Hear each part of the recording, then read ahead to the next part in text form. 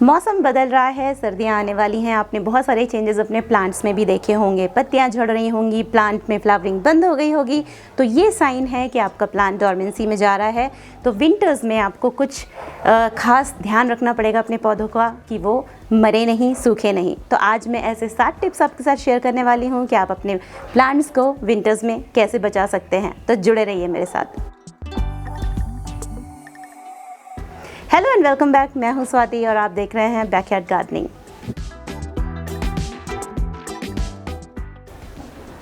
तो first point है controlled watering. बहुत ज़रूरी है कि आप विंटर्स में बहुत कंट्रोल्ड वाटरिंग करें अपने प्लांट्स में।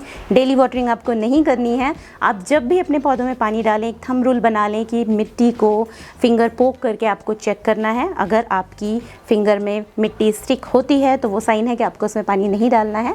अगर बिल्कुल ड्राई लगती है, टॉप 2 से 3 इंच की सॉइल, तभी आपको उसमें पानी डालना है। विंटर्स में बहुत ज़्यादा इवेपोरेशन नहीं होता है क्योंकि बहुत ज़्यादा सनलाइट नहीं होती है, तो पौधों को बहुत कम वाटरिंग की ज़रूरत होती है।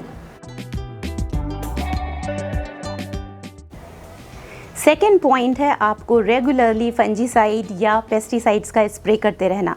ज़रूरी नहीं है कि आपके पौधों में जब आपको कोई पेस्ट अटैक दिखे तभी आप उसमें पेस्टिसाइड का छिड़काव करें कि उससे आप बचाव कर सकें। ऐसे मौसम में पेस्ट अटैक बहुत ज़्यादा एक कॉमन प्रॉब्लम हो जाती है और रूट्स में फंगल इन्फेक्शन बहुत जल्दी होने लगता है। अक्सर होता क्या है, हमने पानी डाला आज और एक दिन के बाद हम वापस से पानी डाल देते हैं, तो एक्सेस वाटर रूट्स के पास सेटल हो जाता है और उससे रूट्स सड़ने लगती हैं, रूट रॉट होने लगता है और भी बहुत तरह के फंगल इन्फेक्शन होने लगते हैं। प्लांट्स में, पत्तियों में, फ्रूट में और फ्लावर्स में इस टाइम पे बहुत ज़्यादा पेस्ट अटैक होने लगता है।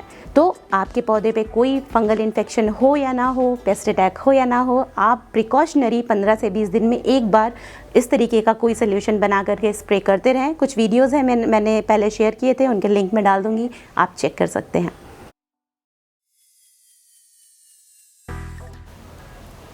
थर्ड और बहुत इंपॉर्टेंट पॉइंट है सनलाइट रिक्वायरमेंट।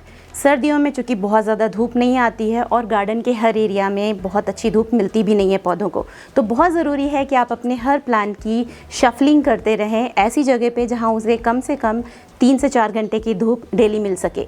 मतलब आपको इस चीज़ का ध्यान रखना है कि आपके गार्डन में सर्दियों में किस एरिया में ज़्यादा धूप मिलती है, तो उस अकॉर्डिंग आप अपने पौधों को रोटेशनल बेसिस पे शफल करते रहें, शिफ्ट करते रहें। स्पेशली जो फ्लावरिंग प्लांट्स होते हैं विंटर्स के, उनको फुल सनलाइट ही चाहिए, तो सनलाइट का आपको खास ध्यान रखना है पूरी विंटर्स।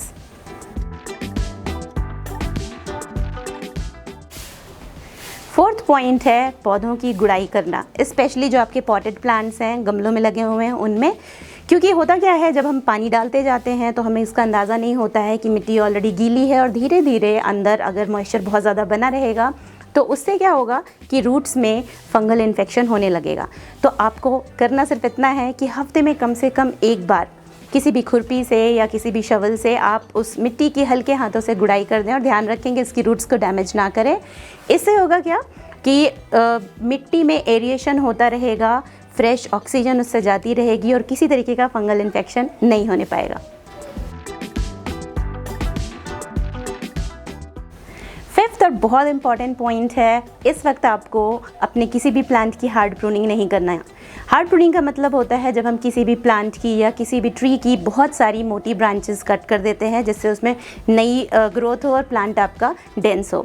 तो अगर आप इस वक्त प्रूनिंग करेंगे तो उसमें कोई आपको ग्रोथ नज़र नहीं आएगी, स्पेशली पेरेनियल्स में। तो किसी भी प्लांट की हार्ड प्रूनिंग का टाइम होता है अर्ली मॉनसून या स्प्रिंग का टाइम, यानी फरवरी मार्च का टाइम।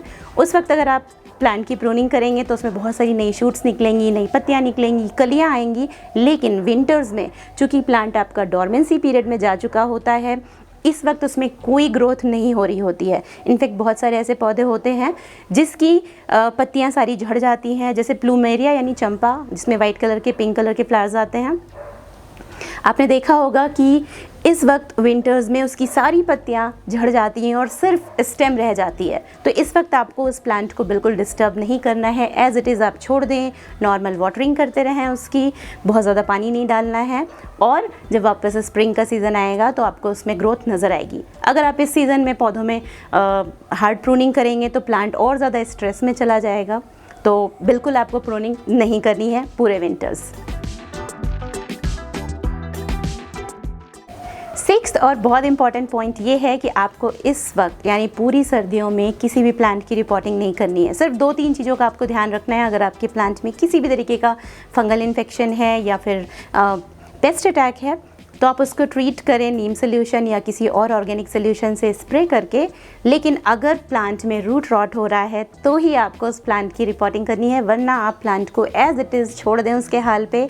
थ्रू आउट विंटर्स उसको बिल्कुल टच ना करें। उसके बाद आप रिपोर्टिंग का समय अगेन मॉनसून या स्प्रिंग का सीज़न बेस्ट होता है।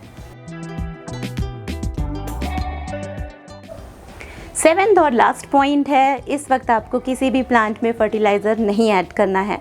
विंटर्स में आपको इस बात का ध्यान रखना है कि आप कम से कम फर्टिलाइज़र यूज़ करें। स्पेशली पेरेनियल्स में तो आपको बिल्कुल नहीं डालना है फर्टिलाइज़र।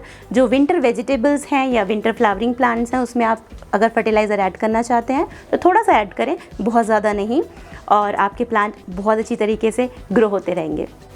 तो ये थे क्विक 7 टिप्स जिनको अगर आप ध्यान में रखते हुए अपने प्लांट्स की केयर करेंगे तो आपके प्लांट्स स्पेशली पेरेनियल्स जो अभी तक बहुत अच्छे से ग्रो कर रहे थे, फ्लावर्स दे रहे थे, वो प्लांट आपके विंटर्स में नहीं मरेंगे। और जब वापस सीज़न आएगा ग्रोथ का यानी स्प्रिंग का सीज़न तो आपको डिफरेंस दिखेगा कि आपके प्लांट्स वापस अलाइव हो गए हैं, बहुत ढेर सारी नई पत्तियाँ आई हैं, नई शूट्स आई हैं, फ्लावर्स भी आना उसमें शुरू हो जाएंगे। तो कैसा लगा आपको आज का वीडियो मुझे ज़रूर बताएं कमेंट करके, और मैं मिलती हूँ एक और इंटरेस्टिंग वीडियो के साथ जल्दी। Bye bye.